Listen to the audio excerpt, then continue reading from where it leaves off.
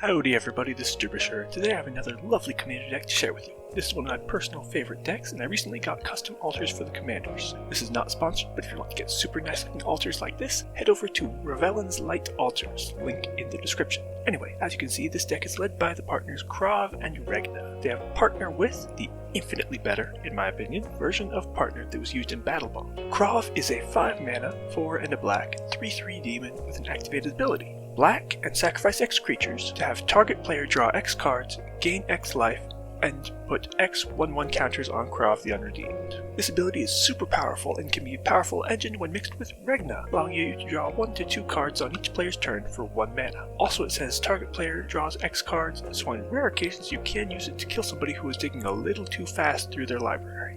Regna is a 6 mana, 5 and white, 4/4 angel with flying, and at the beginning of each end step, if you gain life this turn, create 2 1/1 white warrior creature tokens. I have used her flying to get commander damage on another player, but normally she is only used as a token generator.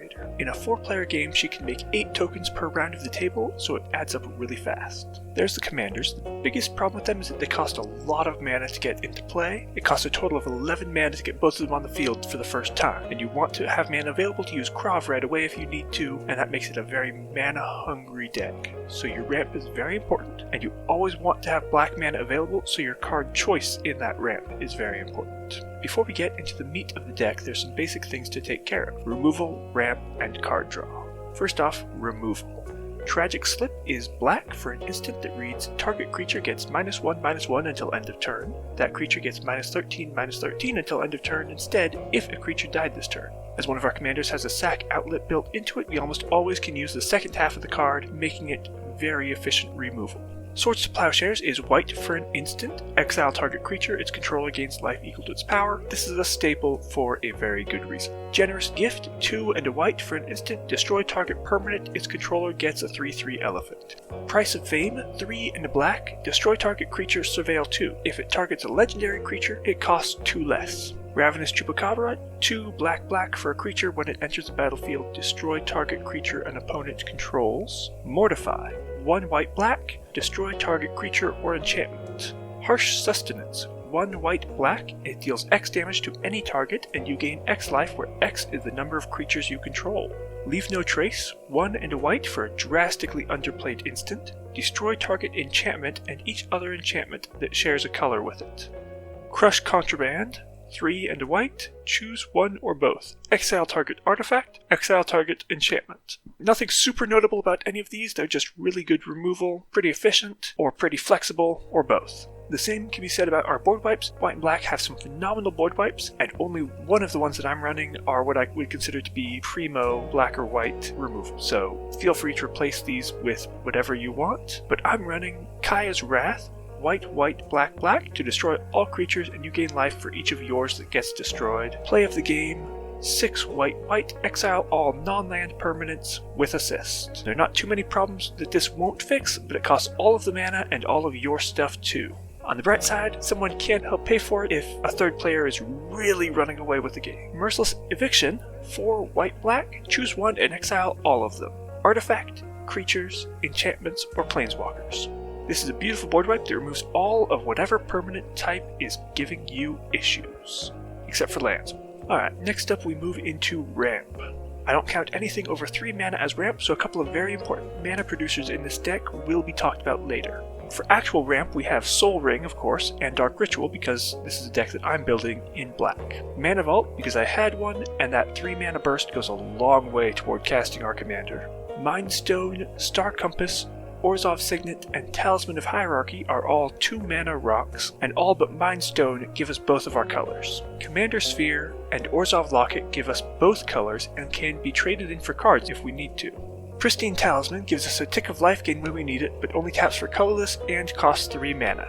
Ashnod's Altar is a workhorse in this deck. It turns Regna's tokens into a consistent ramp and can power out our commanders even if they have been removed multiple times already. I once paid 13 mana for Krav and still did other stuff on the same turn thanks to this altar. Third, we have card draw. We can get by with a few less than normal because our commanders make a powerful draw engine on their own. We have Skull Clamp, of course, and Mentor of the Meek to synergize with our token creation. Altar's Reap, Costly Plunder, and Merciless Resolve all let us sack a creature for 2 cards, and 2 of them let us sack other permanents as well. Night's Whisper and Read the Bones also let us trade a little life for card draw.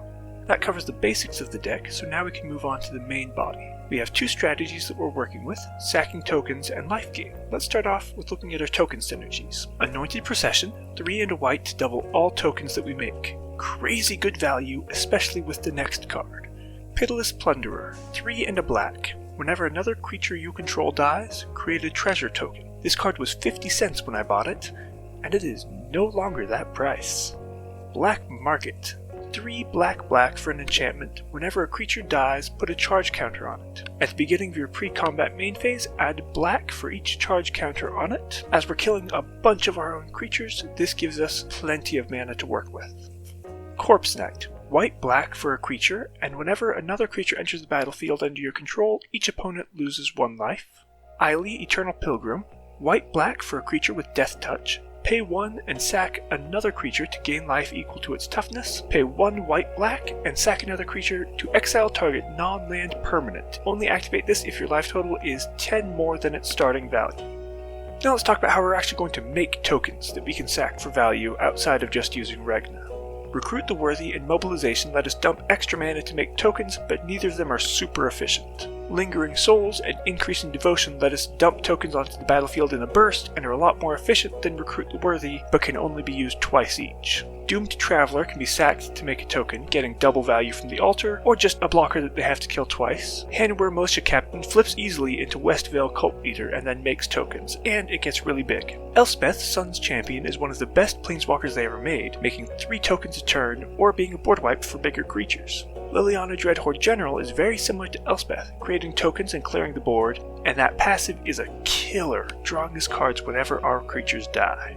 That gives us a pretty good setup to profit from our tokens. So what about our life gain strategy?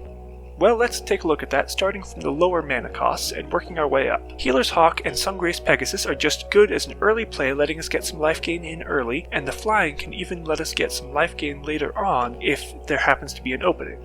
Soul's Attendant and Soul Warden give us lots of life gain triggers and are great at getting us triggers on other people's turns so we can get more procs from Regna. Mardu Woe Reaper can let us clear problematic creatures from graveyards as Regna makes her warriors. Suture Priest is another card that gives us life when our creatures enter the battlefield and can kill an opponent that is trying to create more creatures than we are. Oathsworn Vampire lets us sack it repeatedly if we have gained some life. Ajani's Pridemate and Bloodthirsty Aerialist are 2 creatures that become a bigger threat the longer they stick around. Cabal Consul of Allocation gives us life gain on our opponent's turn and whittles down their life totals. Pious Evangel is another Soul Sister type card, but then it flips to drain our opponents whenever one of our creatures die. Sorin, Vengeful Bloodlord, gives us lifelink on our turn and can bring important creatures back from the dead. Aetherflux Reservoir is famous and will let us end the game quite quickly. Cliffhaven Vampire and Sanguine Bond both turn our life gain into life loss for our opponents, giving us a way to finish them off if they are trying to stall the game out. And Divinity of Pride is just a big, flying, life-linking beater. To round out the deck, we have a few cards of just general value.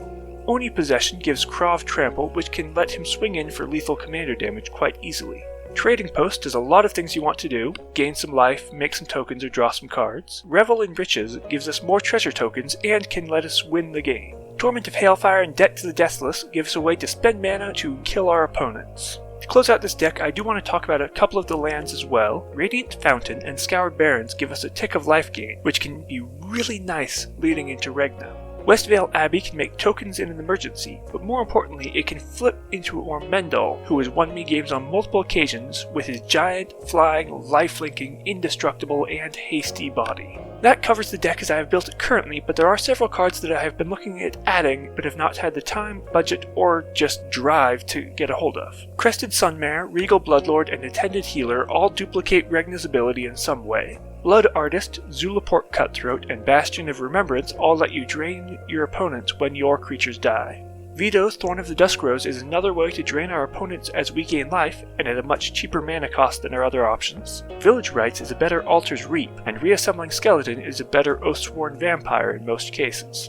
Finally, Requiem Angel gives you more token production and some board wipe insurance. There are other changes you could make, such as throwing in a Phyrexian Altar, but I haven't wanted to spend the money on that card yet. Most of the really expensive cards in this deck I either got when they were much cheaper or pulled in a draft.